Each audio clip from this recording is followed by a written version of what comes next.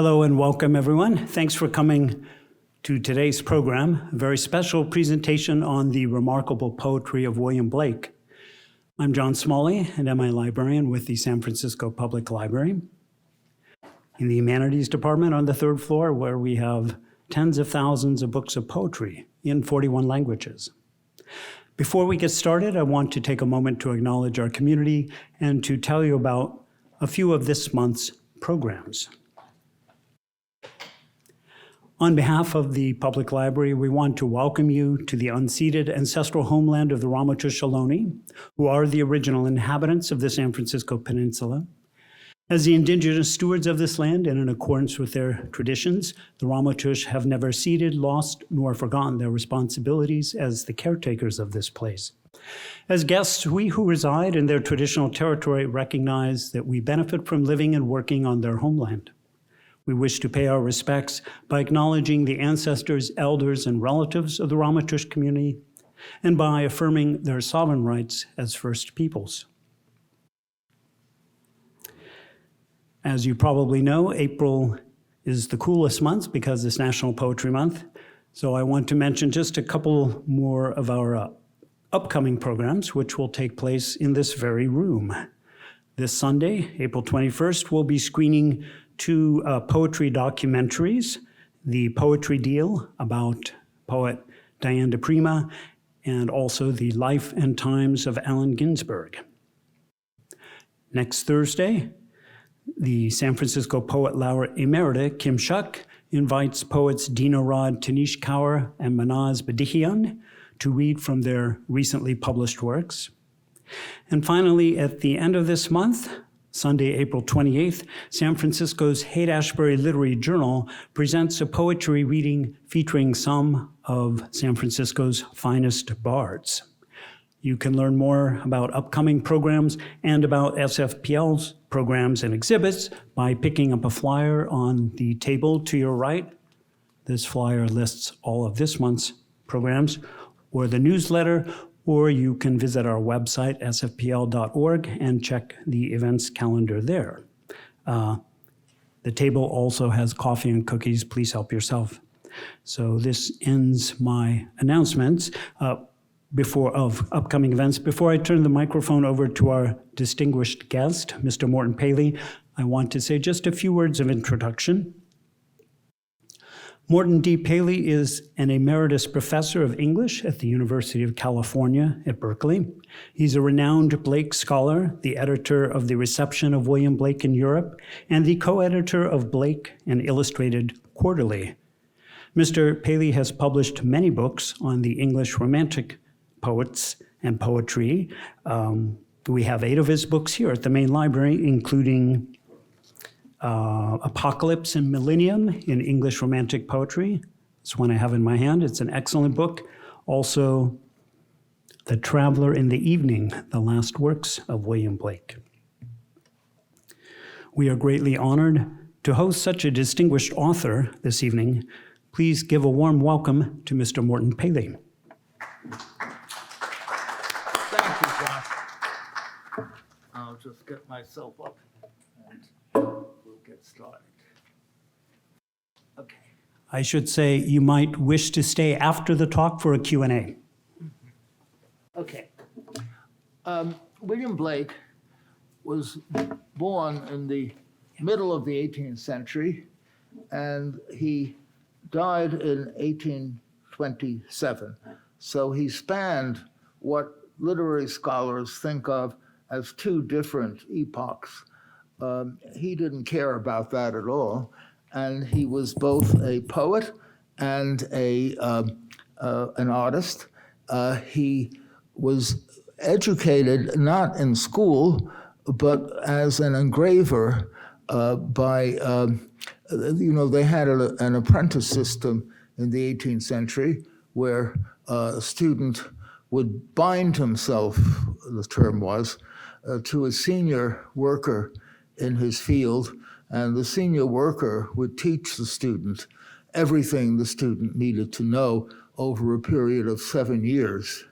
So Blake learned etching and engraving that way, and he also went to art school to learn drawing, and he was an accomplished draftsman, and he also supported himself throughout his life as an engraver. He almost never made any money from his writings. These were very, very specialized with a very small audience. That audience appreciated his work, but it was not a mass audience at all. When Blake created his work, and I'll just show you one title page for this. One moment, and I'll do that. This is the title page of Songs of Innocence. Oh, I'm sorry. It's this one. Little did I know. Blake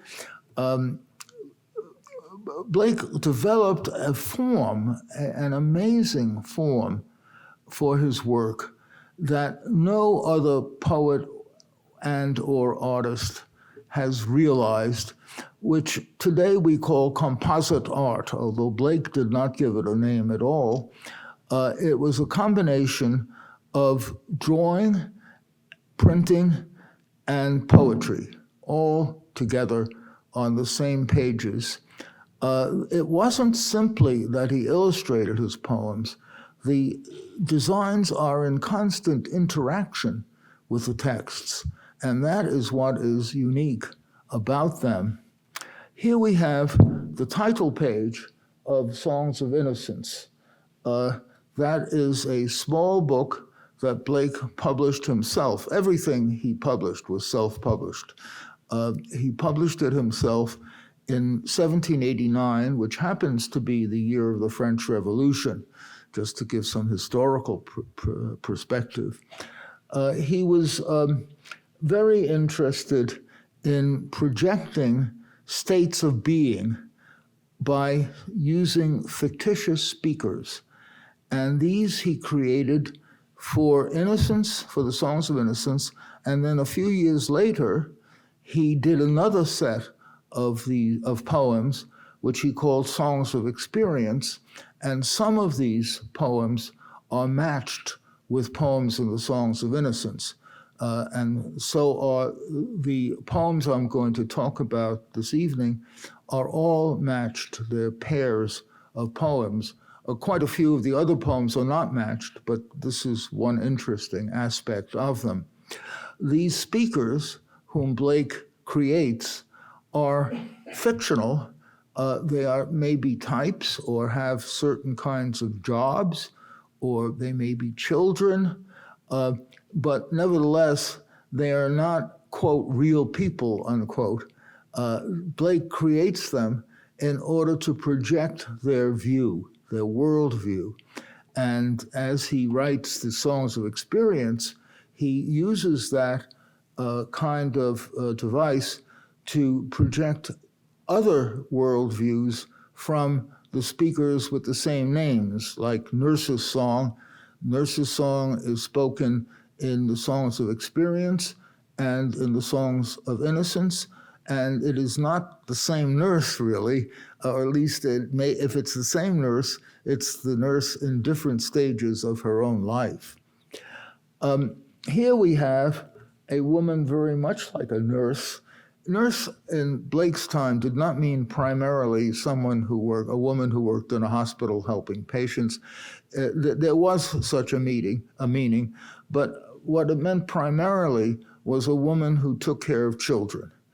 And for rich families, they could employ their own nurse for their own child or children, but most middle-class people had sent their children or brought their children to a woman who was by profession a nurse, who would teach them the alphabet, who would keep them out of trouble, who would make them feel good, if she was competent. I don't know how competent most nurses were, but this nurse is sitting and instructing a little boy and a little girl in how to read. Now, that to most of us would be a laudable endeavor, but I'm not sure that in this context it is, and I'm going to wait to develop that idea until we talk about the nurse's song. The children regard an opened book, which is open so they can read it. The nurse cannot from where she sits.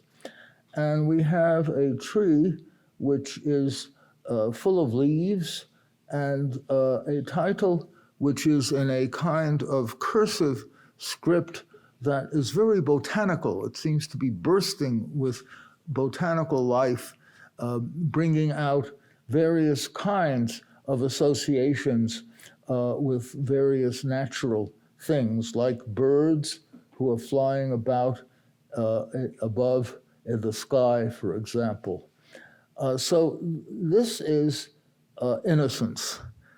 Innocence in Blake is not so innocent. I will show you that in a little while. He makes it seem as if innocence and experience were totally opposite things, but as we get into the world that he creates, we see that that isn't quite so, and that in innocence there are a lot of factors that suggest the world of experience to come. Songs of Experience was published 4 years after Songs of Innocence. Blake was not innocent in 1789 and experienced in 1793. These are fictive projections.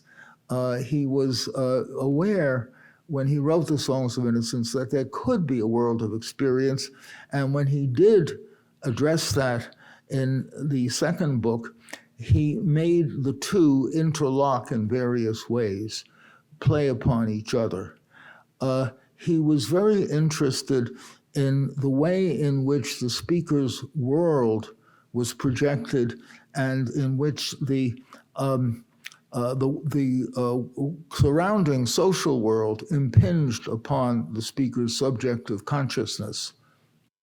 Here we have, it looks like two young adults weeping over their parents. The father has a beard. We don't know how old he is, but he certainly is old enough to be their father. Both he and the mother are stretched out in a way that suggests funeral sculpture. You know, if you've been in churches, old churches, there are sometimes tombs with a sculpted figure lying on its back, an effigy of the person buried in the coffin or in the grave. And that's what these suggest. The date 1794 is when Blake took these two books, combined them, and issued them as a single book in which the worlds of innocence and the world of experience interplay, reflect, and ricochet off each other. So let us now see one of those, which is the nurse's song. As you see, there is a tremendously charged combination of images and words. And even the words are, in a way, images, because, first of all, they're written out. That's not anybody's handwriting. It's not Blake's or anybody else's. It's a kind of stylized, almost like a font of type that has been invented for this purpose. They're also kind of botanical in their suggestion. They're kind of olive green, and they're the same color as the leaves and vines that creep up the sides of the design. In the right margin, there's also a weeping willow tree bending down with its boughs and its leaves stretching toward what we imagine to be water. On the very bottom, we have children dancing in a circle, and the nurse, looking very much like the nurse in the title page, the nurse simply there. She's not really doing anything, but that's the whole point. The children don't want her to do anything. They want her to let them play, even though the evening is coming. So it begins. Now, the nurse is speaking. So not all the songs have speakers, but a lot of them do. And these are like projections of an individual's inner world. When the voices of children are heard on the green, and whisperings are on the hill, my heart is at rest within my breast, and everything else is still. So this nurse, this woman, is at peace with herself. She will allow the children to play at the end because she doesn't have some kind of agenda where she is going to coop up the children at home once the night falls. And she is concerned with what is about to happen. Come home, my children, the sun has gone down, and the dews of night arise. Well, the dews of night were commonly supposed to be unhealthy. They were supposed to bring disease. Not much was known about infection in the 18th century, and here the dews of night are threatening the children with some kind of illness or possibly threatening them. And so the nurse says that she calls attention to this, and she says, come, excuse me, come, let us away till the morning appears in the skies. So they will go back to playing. When the light comes back again, she says, let's go home now, go to sleep. Then when you wake up, it'll be morning and we'll come back and do the same thing again. It sounds like a very nice life. But the children, and now there are no quotation marks, so we have to infer who's speaking, but it's obviously that the children speak. No, no, let us play, for it is yet day, and we cannot go to sleep. Besides, in the sky the little birds fly, and the hills are all covered with sheep. So the natural world is full of life, birds, sheep, plants, trees, the greensward in the lower picture, another tree, all sorts of living things here bursting forth. And the nurse easily allows herself to be convinced. Well, go play till the light fades away, and then go home to bed. The little ones leaped and shouted and laughed, and all the hills echoed. So this is a kind of permissive parent figure who allows children to do what they want, to play, to be happy, to dance on the green, while she supervises them, but in the most loose kind of way. And we will now see that the other nurse, the nurse of experience, does not do that.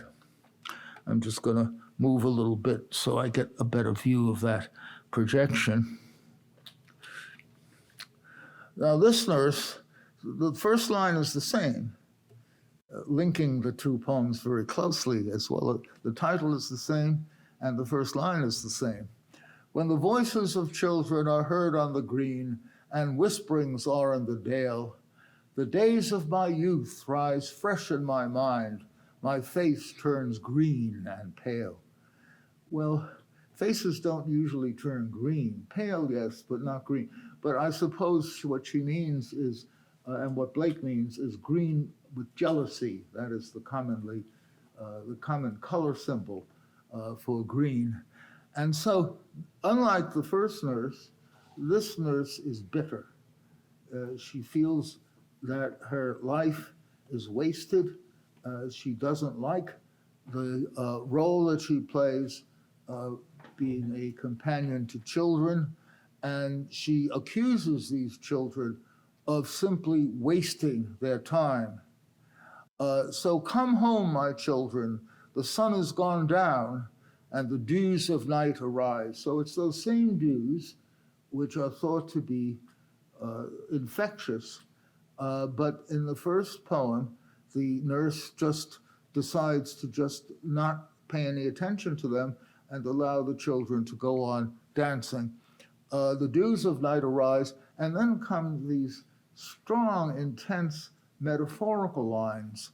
Your winter, your spring and your day are wasted in play, and your evening and your winter, your spring and your day are wasted in play, and your winter and night in disguise. We take this last line first. The disguise is the adult identity that these children are being taught to embrace. They're taught to embrace whatever it is that they are going to be as adults, roles, parents, doctor, nurse, teacher, coal miner, all of these things, which are not really part of their real identities, but are imposed upon them. So they waste their time in play from her point of view. Now, of course, the first nurse didn't look at it that way. The first nurse thought this was kind of nice, that they played, danced, sung, and so on. But this nurse says it's a waste of time. And then also, you have a disguise that is imposed upon you, just as we could say your social role is imposed upon you. It's not your real self. It's not something that brings you creative, adventurous feelings, but rather it is a false identity. In the design, and as I say, there is no other poet who does this sort of thing and who interlaces the text with various kinds of images and creates a design that is parallel to the text, but not an illustration of it. The nurse here is combing the boy's hair. That doesn't occur in the poem, but we can see the relation. She is helping to create a false identity, a sort of little Lord Fauntleroy identity for him. He is wearing a kind of jumpsuit, and he has his arms, hands folded over his waist, as if he doesn't know what to do with them. The girl, presumably his sister, sits behind him in a doorway reading. Reading is not always such a good thing in Blake's world. It is a kind of further imposition upon the child's identity. And that's why I said that in the title page to the Songs of Innocence, the reading that the children look at the page that the double page that the nurse extends, they look at that and they are further seduced into the false world of social roles. Yet, at the same time, there are other elements here. Growing along the sides of the doorway are rich bunches of grapes, or vines bearing beautiful grapes. And grapes are, first of all, they appeal to the taste. They're beautiful.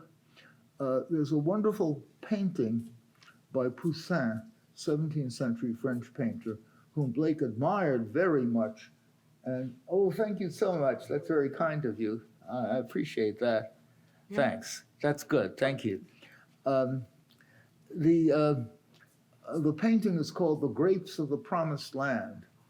And what it shows is two men with a pole that one has over his shoulder and the one behind him has over his shoulder. And then drooping from this pole are enormous grapes, the grapes of the Promised Land. And this is something like that. These are grapes of the Promised Land. But the nurse takes no notice of them, and the boy's back is turned to them, and the girl's view is completely absorbed in the book that she's reading. So neither of them, and needless to say the nurse as well, none of them are alive to the beauty around them, the natural beauty and a kind of appeal, sensuous appeal behind them. So here we have the two different nurses in a kind of antithesis, whereas one nurse allows the children to play and the other prepares them for assuming the social roles that they are going to have for the rest of their lives. Okay. The chimney sweeper. Chimney sweepers in Blake's day were quite commonly seen. They were called climbing boys because they went up.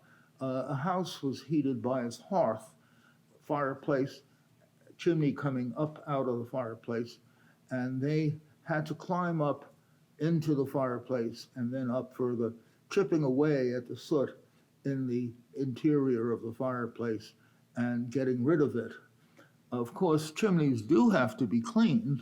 That soot is flammable and it can be very destructive, but these are children and they are exploited and they do not have any say over what they are doing with their lives. They are employed by a man who was called a master sweep. He didn't do anything. He simply collected the money from the people whose chimneys were swept, and he was not a worker, but a kind of primitive capitalist. So here we have the speaker who begins by telling what his condition is in the world. My mother died when I was very young, and my father sold me while yet my tongue could scarcely cry, weep, weep, weep, weep. Well, there's a play on words. The child lisps. There were street cries in London. Vendors, both adult and children, cried out their sales, what they were selling or the service they were providing. Things like, I can remember there were still street vendors when I started going to London, and there were whelks on sale. These are kind of shellfish that are pulled off piers, the wood of piers, and thrown with some ice into a barrow, and the barrow is taken out, and the contents are offered to buyers who would eat the whelks. These are pretty primitive jobs, and needless to say, there is no money in it for the people who do the actual hard work. So the child says that his father sold him. Well, even in the England of Blake's time, you could not sell human beings. But what he means is that the father arranged with a master sweep for the child to enter the master sweep's service, be paid a pittance, which wouldn't even go to him, but would go to the father. So in that sense, metaphorically, the child has been sold. And then there is almost a kind of sick joke here. The little Tom Dacre, who cried when his head that curled like a lamb's back was shaved. Well, the lamb is a typical image of innocence, isn't it? And the hair that is shaved off the boy is shaved because possibly because he has gotten lice, which would be very common then, or maybe just because the soot has become so thick that it is dangerous. But in either case, the boy's head is shaved, and then, as I say, it's almost like a sick joke. The moral is, Tom, never mind, for when your head's bare, you know that the soot cannot spoil your white hair. That's, it would be funny if it weren't such a miserable idea. But then there's the dream. So he was quiet that very night, and then there was a kind of collective dream in which chimney sweeps suddenly appear on a green plain, leaping, laughing. This is hardly their reality. It's a kind of wish fulfillment fantasy that the boys indulge in. And then there's a kind of pastoral image. They down the green plain, leaping, laughing they run, and wash in the river and shine in the sun. So this is a splendid idea, but of course it is a dream. It's a fantasy. It isn't real. This is how the children, the boys, console themselves for the terrible lives they are leading. Now, they are all happy for the time being, and then an angel appears, and the angel points a kind of terrible moral. He told Tom if he'd be a good boy, he'd have God for his father and never want joy. Well, this God is the God of good boys. He's not the God of other boys. He's not the God of poor boys. He is not the God of any boys, actually, because he's a fantasy. And so is the angel. And the angel is speaking a kind of truism, a kind of banal moral that has no real application to it. So they get up and they're happy because they remember their collective dream. And the moral is pointed at the very end. So if all do their duty, they need not fear harm. Well, these boys are harmed. They've been harmed by simply being taken away from their parents, by becoming chimney sweepers, by having soot all over their bodies, by being hungry, in every respect. The Anglican Church had a moral, or they had a lot of morals. One of them was my station and its duties. My station and its duties. Meaning, be content with what you've got, no matter where God has put you. If he has made you a chimney sweep, leading a terrible life, just put a good face on it. My station and its duties. And then what we have here in the designs, as usual with Blake, there's a lot of botanical imagery, vines, leaves, shrubs, things like that. And then at the bottom is a green sward like the one we saw previously, in which the little boys are naked and dancing and happy, and an angel on the far right appears and helps one boy up from the ground. It's a terrible moral, and Blake knew that. I mean, Blake is setting up a kind of disaster scenario in which these children are abused and then told to be happy because they are, I suppose, they're not dead. So that leads us into the second chimney sweep, and I seem to have lost my little device. There it is. The second one is shorter. We immediately see the image, not the image of a bunch of naked boys dancing on the green, but rather a boy who is blackened head to foot by soot, carrying a pack. In the pack are the tools that he uses to clean the chimneys. And it is snowing, coming down, precipitation slanted, coming down from the clouds, black clouds above. The boy looks very apprehensive and frightened. A little black thing among the snow. So the boy doesn't even seem to be a living being. He's an object, crying, weep, weep. So it's the same lisp, weep, weep, in notes of woe. Now, an adult speaks lines 3 and 4, an adult who seems to have wandered in. Where are thy father and mother, say? And the boy answers, they have both gone up to the church to pray.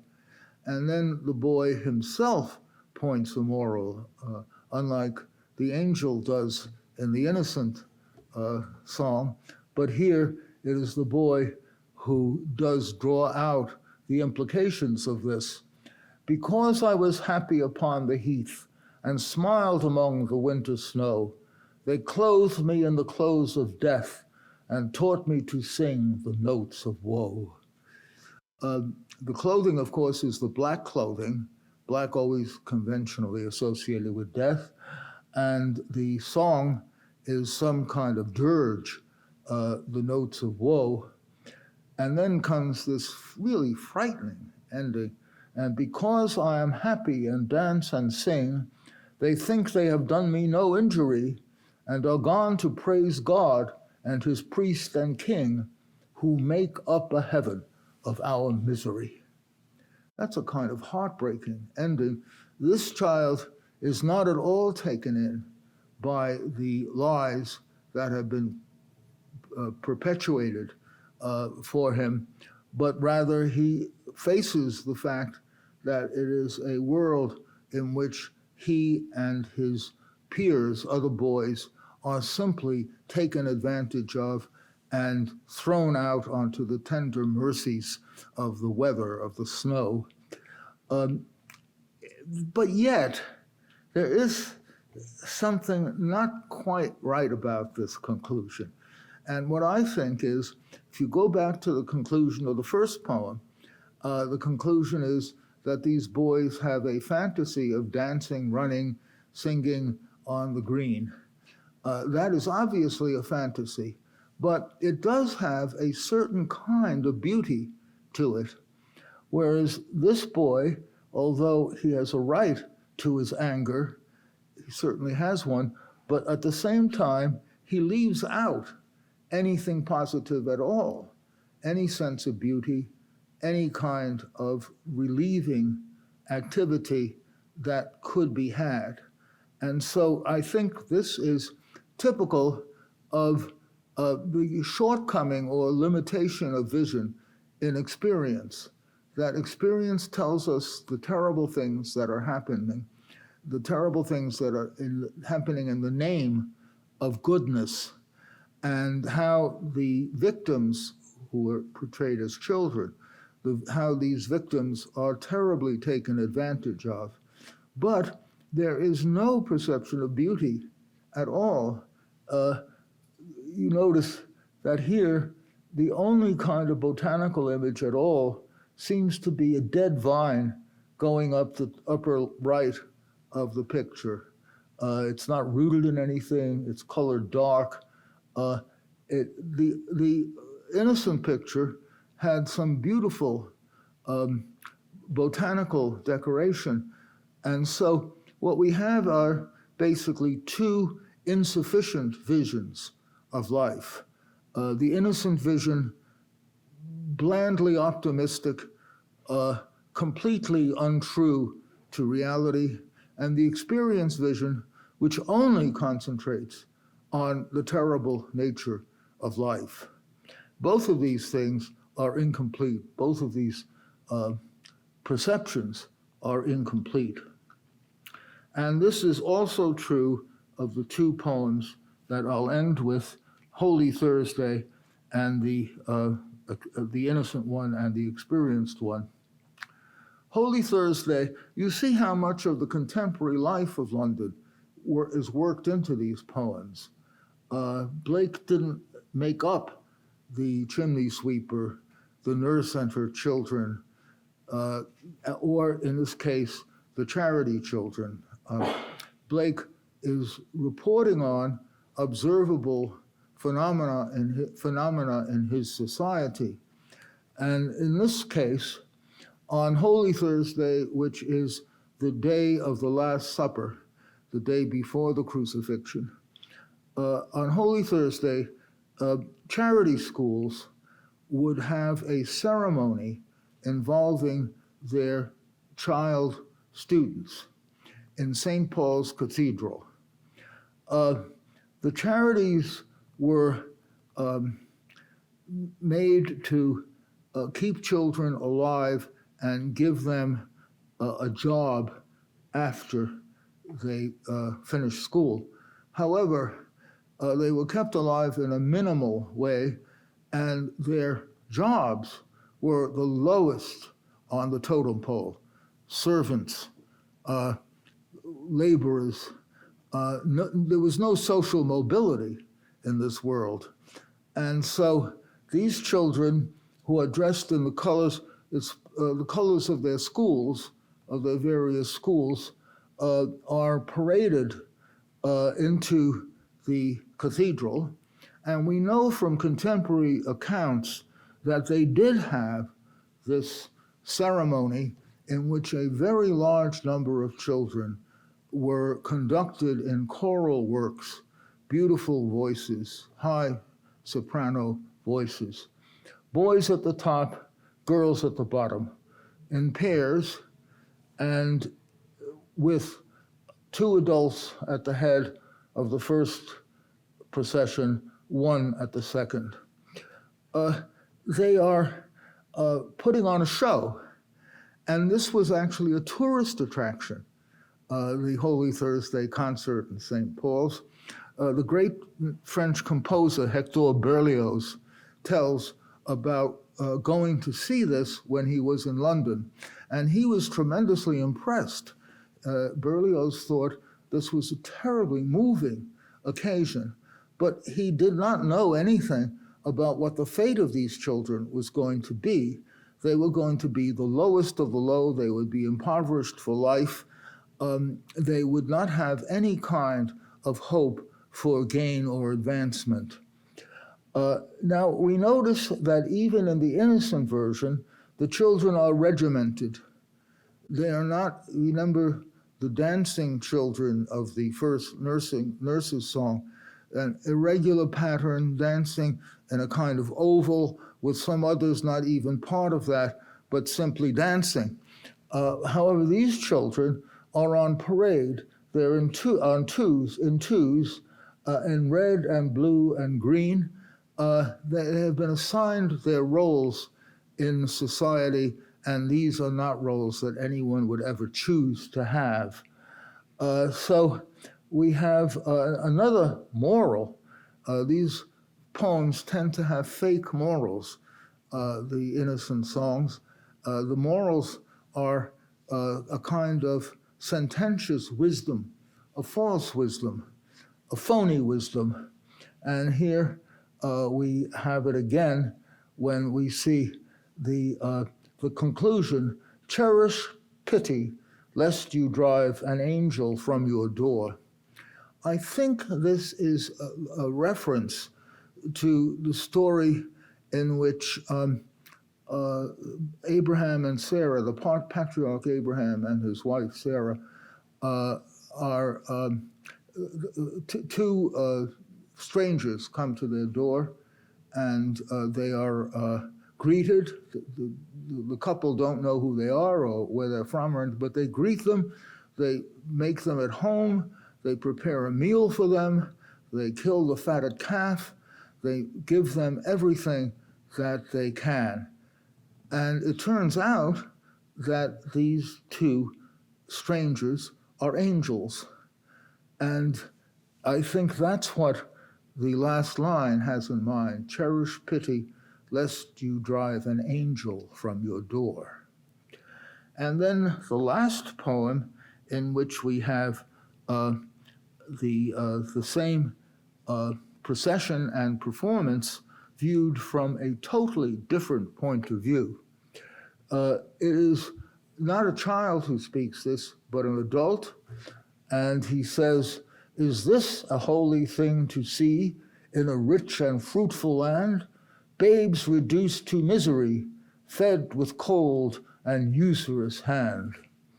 And in the design at the top, we see a woman who is probably the mother of a dead child lying on the ground in front of her.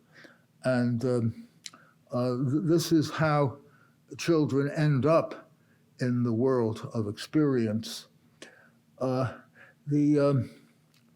whole world that is built up here is totally different from the perceptions of the innocent Holy Thursday, is that trembling cry a song? It was supposed to be like a huge wind in the first, and now it's a trembling cry. Can it be a song of joy? And so many children poor? It is a land of poverty. So this is a kind of antithesis to what the speaker of the first poem saw in the children's progression. And so the speaker says, and their sun does never shine, and their fields are bleak and bare, and their ways are filled with thorns. It is eternal winter there. But here again is what I mentioned with respect to the previous poem, pair of poems. The speaker rules out any kind of amelioration. England was a very fertile land. It was not bleak and bare. And that perhaps was even more of a condemnation of what occurs, because it isn't that the crops are not yielding. It isn't that there isn't enough to eat. There would be enough to eat if it was only given to everyone and not just to those who could afford it. And so the speaker doesn't seem to realize that he is accepting as reality something that is very much human-made, man-made, the deprivation of food and other comforts from the children of the poor. And their sun does never shine, and their fields are bleak and bare, and their ways are filled with thorns. It is eternal winter there. But there is no eternal winter here. It's not that the elements, it's not that the climate is, the climate in England, the winter isn't very good, but never mind that. There is a harvest. There is stuff that is, food stuff that is laid by during the winter, but these children are not getting it. For where'er the sun does shine, and where'er the rain does fall, babe can never hunger there, nor poverty the mind appall. But that isn't true. Unfortunately, the sun does shine. The sun shines, and there is conditions. The conditions are all right as far as production is concerned. It's distribution that is wrong, and this speaker doesn't see it. Now, Blake, of course, knows that. Blake is not giving us a kind of silly story here. He knows that the fields are not bleak and bare. He knows that the sun can shine. He knows that the speaker has a limited vision, just as the speaker of Innocence has a limited vision. So these two visions clash, they interlock and clash, and we have to supply some other alternative, which is the kind of thing I've been doing in a very rough and simple way. This is just a sampling of the world of the songs. There's a lot more that could be said about them, but I will now stop and see if there are any questions or comments, and I will also sit down. Oh yeah, you take that. Thank you. Thank you very much. If there are questions from the audience, I will pass the mic to you. Okay. How does Blake perceive nature? Is nature benign? Is it hostile, or neither, indifferent? That's a very good question. How does Blake perceive nature? Mere nature is dead, as far as Blake is concerned. Nature, Blake wrote a bunch of proverbs, thank you, which he called Proverbs of Hell. And one of them is, where man is not, nature is barren. So Blake thinks of the natural world and the human world as interconnected, and nature can be beautiful and fertile if humans interact with it. If For example, the grapes in the second Ursa song are lush. They're beautiful grapes, and if anybody paid any attention to them, they'd probably eat them, which would be a great pleasure and also allay hunger. But they're not. Their backs are turned to the grapes. So it all depends on the relation of humans to nature. If the humans are in tune with nature, then the natural world can be a blessing. If people just ignore nature, then it is simply irrelevant. And I think Blake, if you think of some of Blake's contemporaries like Wordsworth, Wordsworth really believes that there is a kind of ideal nature apart from human beings. But Blake doesn't believe that. Blake believes that the only productive relationship between man and nature is a relationship of harmony in which each plays a role.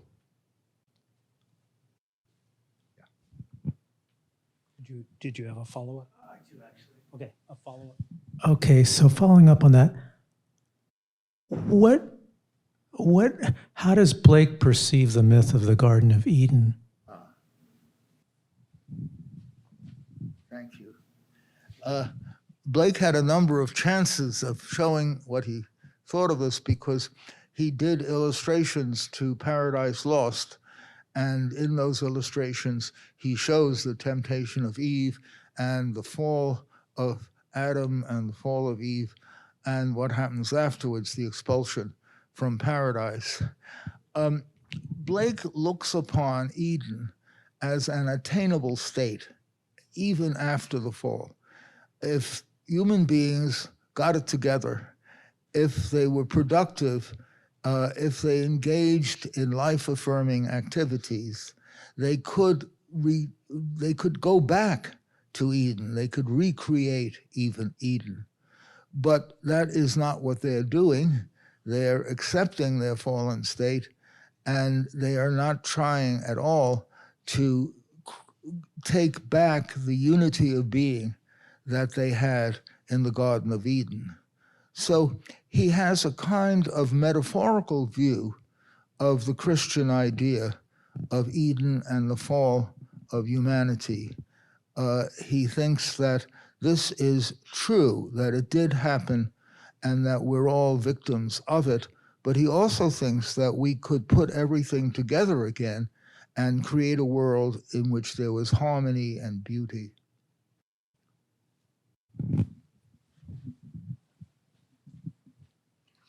Thank you. I wanted to ask you, could you tell us some biographical information about William Blake, especially about his faith and other influences? Say the last part again about His faith faith. and any other influences. Yes. Thank you, John. Thank you. Blake was a very individualistic man. He did have visions of the divine, and these were Christian visions, but he was not a churchgoer. The only times he went to church was baptism, marriage, and funeral. That was it. But he did have a sense of the divine and a sense of being in touch with it, of people's ability to be in touch with the divine. So he thought that this would happen by being receptive to the visions. He had visions, and he thought anybody could have visions if they were simply receptive, if they just relaxed all of their conscious opinions and allowed the visions to go to work. So he did think that paradise could be regained through human, not through effort, because you couldn't try to do this, but through human receptiveness to the divine.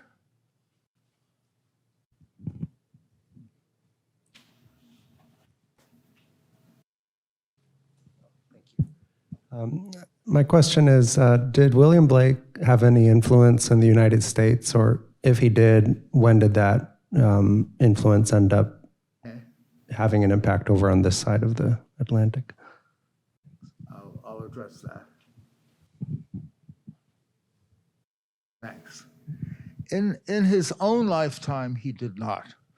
And that isn't very hard to understand because he had very little influence in England in his own lifetime, too. Blake died in 1827. After, I guess, 2 generations, in 1863, a man, Alexander Gilchrist, who was a writer on art, wrote a biography of Blake. It was called William Blake, Pictor Ignotus, William Blake, Artist Unknown. And that was pretty fair on the part of Gilchrist's creating a kind of bracket to put Blake in.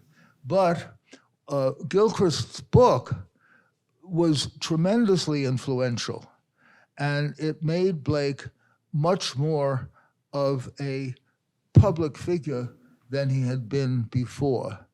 And as Blake's work, as his poetry and art, which Gilchrist wrote a lot about, as this became more familiar to people, so Blake got some reputation in the United States as well, because we share a common language.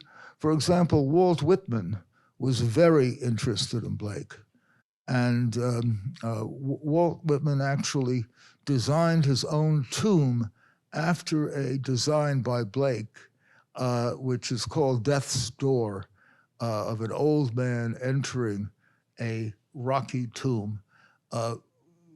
Whitman took that and made a design for his own burial place from Blake.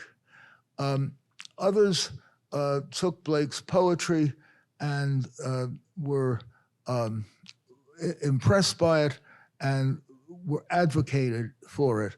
So once we got after the 1860s, Blake became for example, Charles Eliot Norton, who was a very prominent writer on art, wrote a book about Blake's designs for the Book of Job. Blake did a series of pictures for the Book of Job in the Bible, and he reproduced them in his book.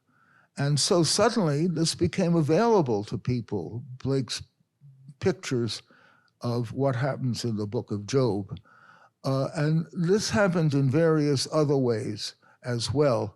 The poet William Butler Yeats, who was Irish, wrote a commentary on Blake's poems that became well known in England and then also in the United States.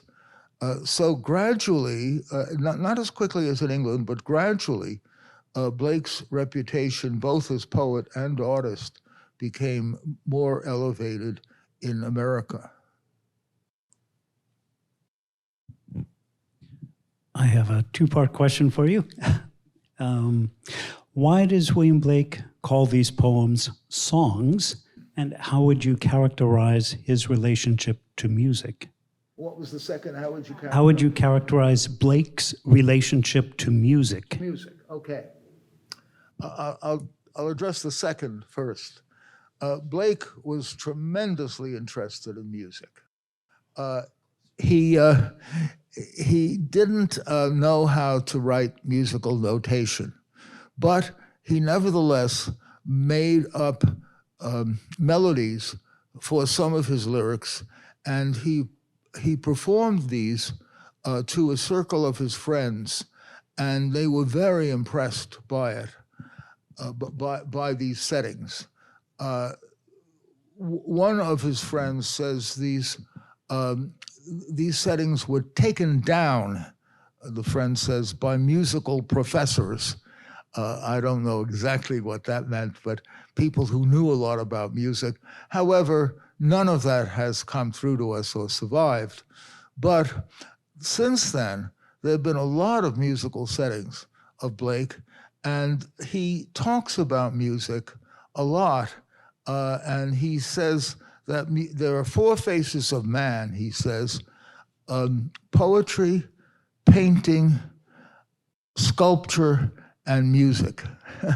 So it's that important to him. And he sang his songs. In fact, he sang songs on his deathbed. People who were there testified that Blake broke into song when he was dying. Why, now the second part, the first part, is why does he call these lyrics as songs? Well, first of all, they could be songs. They could be sung, and some people have set them to music, and others have performed them without creating formal musical settings. Allen Ginsberg, for one. Allen Ginsberg made a recording, an LP in those days, in which he performed his idea of what Blake would be like if set to music. Also, if you think of Shakespeare's songs, Shakespeare's plays feature songs. Probably most of them were written by Shakespeare, although the music probably was not. Not much of that music, original music, has survived. A little bit has. But then, as time went on, a lot of other people set these poems to music. And so there's something about the lyric that has an affinity to music, just as the word itself, lyric, has an affinity to music. And so, after all, Blake wrote a lot of poems that were not music. He wrote some very long, epic-length poems, and these were not music. But these shorter poems were musical in their rhythms, in their conceptions, and some of them still today are found as musical settings. Thank you very much for that answer. If there are no further questions, I think tonight's program is now concluded. Please give one more round of applause for our guest, Mr. Morton Paley. Thank you very much. Thank you.